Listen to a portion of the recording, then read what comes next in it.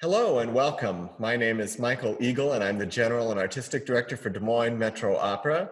It's my pleasure to welcome you here today for this portion of our 2020 virtual festival season produced in partnership with Iowa PBS.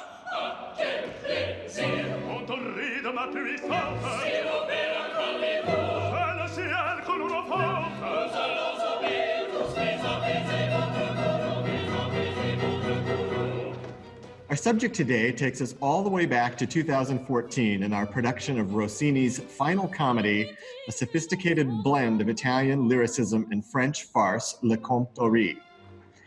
Today, I'm happy to be catching up with the cast for that production, reminiscing about this experience for all of us to hear and learning a little bit about what some of those artists have been up to since then.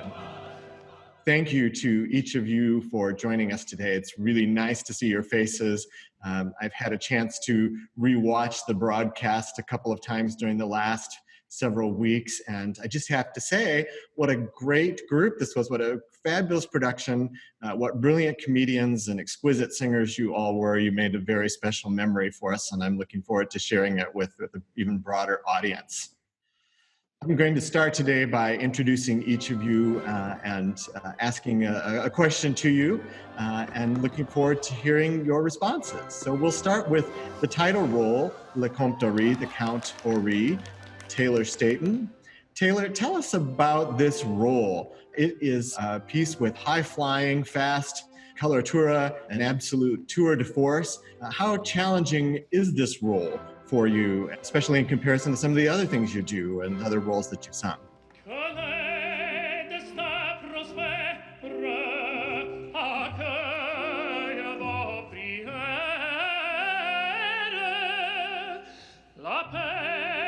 I would say, in comparison to all the other Rossini that I've done, this is by far the most difficult thing I've probably ever done in my career thus far.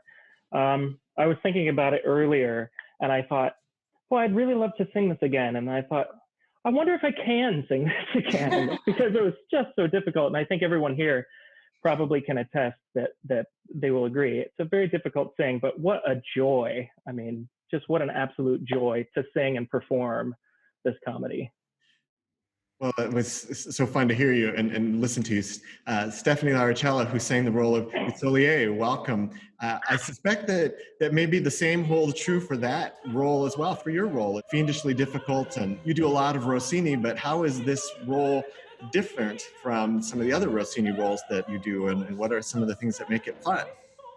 Well, it was funny because I haven't really looked back at this since we did it. So I was also looking back at the production and I was listening to it and I was thinking, same thing. I don't know if I could do all of that right now. I mean, the difference between 2014 and now, our voices change a lot in that period. And I mean, man, it's high.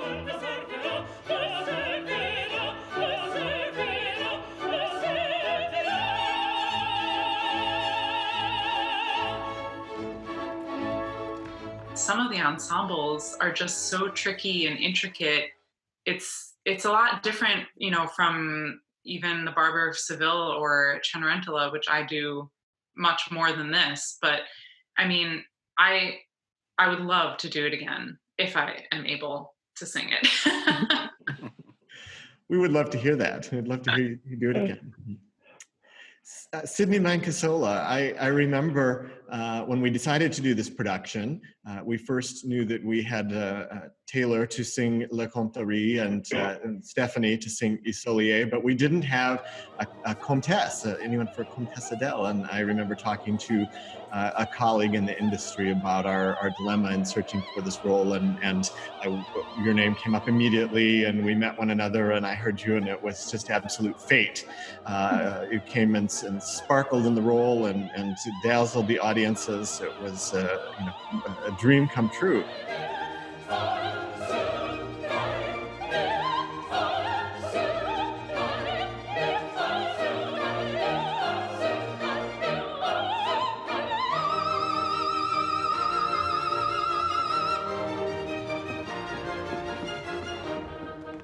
I remember the first rehearsal, one of the first rehearsals we had with piano in the theater, and you were singing your aria for the first time, and the power went out in the theater.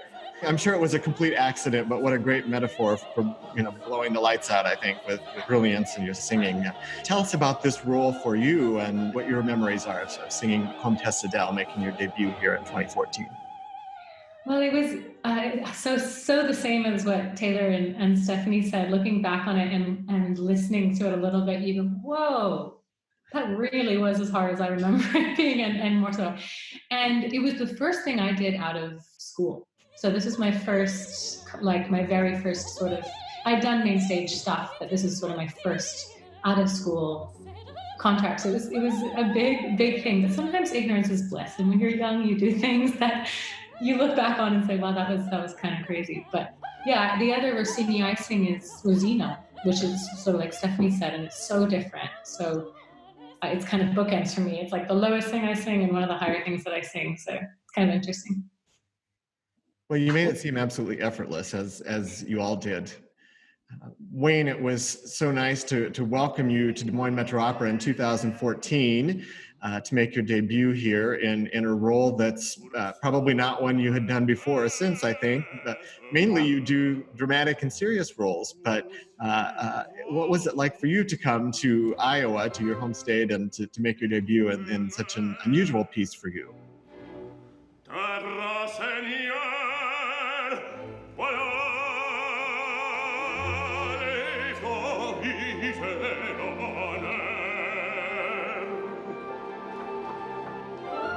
I love any chance to get to Iowa and work with Des Moines. More than anything, I relish any moments I can have to do an opera that's a comedy. With my new rep, it's kind of more of a angsty people and very heavy, hard dialogue that has to be so cerebral. And this particular production I thought was fantastic. I think David Gately, as far as comedy, is unbelievable. He makes you feel secure in every part of the phrase and just really helps you along. It was a really great time, great cast, fun summer. Well, we're looking forward to having you back, Wayne, when we can get to repeating our 2020 repertory. Wayne was going to be with us this summer, as was Taylor. We'll hope that we can gather safely again here soon. Yes, please. I want to introduce David Gately, our director, as well for this production. And David just did a brilliant job in mounting this production. And one of the things that sticks back in my memory going back to 2014 was that was the summer that we were working on Jake Hagee's Dead Man Walking, which is a very serious, heavy contemporary piece with very weighty themes. And we had made it through the opening week, and Comte Ory was the third show to open that summer. We had so focused so tightly on getting Dead Man Walking open and running, and suddenly there came this surprise sleeper hit with a brilliant cast that was wildly funny and just effervescent and took everyone by surprise that summer, and what a delight that was. And we know that in large part is because of David.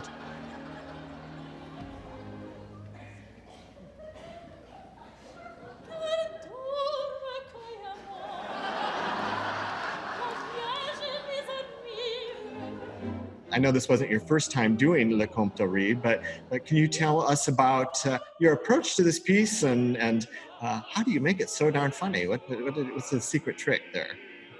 It's a lot of hard work to make funny. Funny is hard. But it's a little easier when you have not only these amazing singers, but they're all amazing comedians as well. They just totally got it. Comte Ory is an interesting piece in that some of it is absolutely comic brilliance and some of it isn't. And so sort of figuring out the parts that are a little more problematic, maybe go on a little bit too long for comedy. It's really tricky, and you have to have an ensemble that has a lot of personality and charm to do it. I'm thinking mainly of like the trio at the end on the bed is in concept really funny, but in execution very difficult to do. And unless I had the inventiveness of these three people in front of us right now, I don't think it would have ever been as successful as it was. And plus we were dealing with wanting to get the bed to disappear down the trap, and it took a certain amount of time. So we had to like add music so that it would cover, and it was very interesting technical problem as well as it was a staging problem. But the way you do this is you get amazing comic actors as well as singers, and you did that, so. Well, I want to talk a little bit too about that, the musical brilliance of it all. Another thing that's really struck me as I was listening to it is how incredibly synced you all were, especially in that bedroom trio. It was just musically exquisite and dramatically just as funny as could be.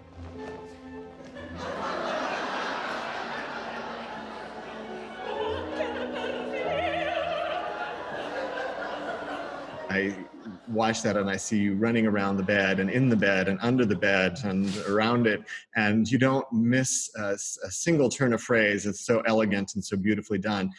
And you're all out in front of the conductor as opposed to being out in front of the playing circle, as opposed to having the conductor in front of you.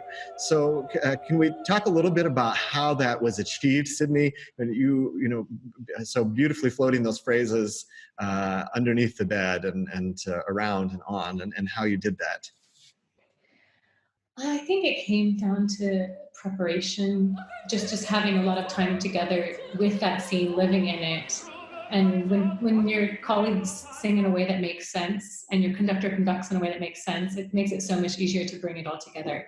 But I think we just listened, you know, I think that's one of the nice things about the Des Moines space is it's small enough that you can have that sense of intimacy with the music making. You're not, 70 meters away from your colleague across the stage. We were all just right there. So I think we just heard each other and felt each other and tried to keep it as together as possible. I think not laughing was probably a more difficult thing than keeping the music together most of the time. That was my next question, Taylor. How hard is it to do something that the audience is laughing uproariously about, but you have to sort of keep in character, not only to try to make the jokes land where they need to land, but also that you're singing music that's so hard and demands so much concentration. Well, it was so funny. I was thinking about this the other day, and I thought, I think the only reason we were able to pull it off, I remember being in that bed, and we wasted so much time laughing through that scene during the rehearsals, because it was just, when you see it, it's just so ridiculous, and everybody's hilarious in those roles. But I think, like Sydney said, listening to one another and the intimacy of the space really, really helps. And then trusting your colleagues. We were all there and we knew, I could look at Stephanie's face and I knew when she was a moment away from laughing, and I could turn my head just to look away so she could get her thing together. And the same for me and the same for Sydney. And so it's just the three of us working together and knowing how far we can push without it being too far, where we actually lose control, Stephanie and also Sydney, speaking of not losing control, there's a great moment where Taylor comes out in his pink jumpsuit. How could you possibly make it through that without laughing? The audience can barely contain themselves, but you had to sort of keep a straight face as all that was happening. For me, actually, I was kind of able to play it as like shock and horror, which kind of helped mask my laughing, and I had the blanket up over my face. So I was definitely doing a lot of giggling under that blanket. The thing that was amazing is if you watch it again, the clarity of the comic moments. Everybody, it's not like just one big idea. It's millions of small ideas, and every one of them is crystal clear. And that is why, if you listen to the music, it's the same thing over and over again a couple of times. And the clarity with which the performers were able to convey the comic ideas was astounding. I knew Sydney from before, we go way back. And so, for instance, when I said, okay, now you're going to do this whole thing under the bed, I kind of didn't even have a doubt that she would be able to accomplish it brilliantly, which she did. And Taylor and I also had done comic roles before, so I knew that the comedy was in good hands. Stephanie was new to me, but I mean, she handled the comedy just like a trooper with everybody else. It just astounds me, the clarity of what they were able to do.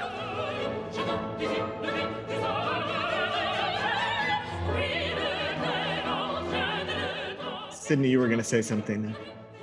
Just that sometimes it's a blessing that we don't experience every moment on stage, because I was watching the broadcast of it back to prepare for this, and I saw the moment where Taylor came out and sort of did his little like breath check, and it ended me totally. And I think it was because in that moment I didn't see him. You know, we don't get every moment as a performer on stage, and that helps to keep it together as well. Wayne, one of the things that strikes me about this production too, we're so used to hearing this style of music with Italian text, but you all had such a brilliant way of making this rapid fire music of Rossini sound perfectly natural with the French text. How hard was that for you to do? How hard is that in general, especially patter and things like that? Very hard. It's just for me, it's just a matter of continuous repetitions, and as you do it, put it into the character, put it into the things that David was saying.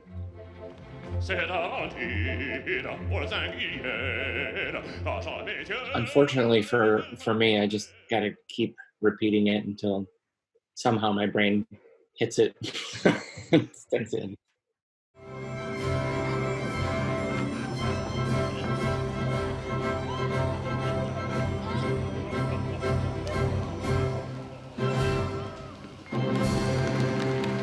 Well, I'd like to close out our time here together, just asking each of you to give us a little bit of an update about some professional highlights that have happened for you and other things you'd like to share with us since 2014. That's a lot of time to cover, so I'm sure there's many highlights, but I'd love to know a little bit about what you've been up to since we did this opera in 2014. Taylor, what have you been up to? You know, I've been really lucky to have continuous work up until March, as we all have experienced. I've been doing some traveling with my wife and family, so not much has changed. Lots of singing work, and now some. Whether I want it to be here, it's here. Rest and relaxation, and I'm going to use the time to do just that. Sydney, you've been all over the world, made many debuts and taken on many new roles. What have been some highlights for you since you were last with us? Well, I think right after that production, I think was the summer that I moved to Germany. So since then, I've really mostly been performing over here, but just in the last season, I've started coming back a little bit to the States. A couple of summers ago, I got to do my first Violetta with St. Louis. And then of course, right after Comte Ory, we did the Manon as well back in Des Moines. So those being back in the States and performing in some of these festivals in the summer that I love so much, in such amazing repertoire, has been really cool. Stephanie, I'm envious of all of the cities you've been in and the places you've performed in Europe. And what have been some special things for you since we saw you in 2014? I think Sydney and I basically took our lives over to Europe around the same time, because right after Des Moines, I went to Berlin for a little over a season, which was an amazing experience and got me a lot of my European work that I have been doing since then, like at Paris Opera, which is definitely one of my highlights so far. And also coming back to the States and doing stuff has been a huge bonus, because of course I love Europe, but I love singing in the US. And I got to sing Isolier again at Seattle Opera. So that was a lot of fun to go back to this role. That was even still back in 2016. So still a long time ago, but that was definitely a highlight to do this fun role again. Wayne, you've had a chance to do a great deal of singing on the West Coast, which is where I believe you make your home. And I'm looking through all of the things that you've done, amazed at the variety of new work and traditional operas and dramatic pieces that you've done. What have been some special things that you've done since? I've started doing more Wagner rep, Fliege de Hollander and Rheingold, and for some reason have turned into a modern music specialist. Done four more world premieres since Comte Ory. So it's an interesting venue to get into. It's puts your brain in different places. So Absolutely. But I've been lucky and fortunate. David, you're no stranger to Des Moines. We've done 2 productions since then, and even though it's only been a couple of years, it feels like time flies so quickly from one season to the next. What have you been up to since you were last with us in Des Moines? Well, I'm now a professor. I teach at TCU. I run the opera program there.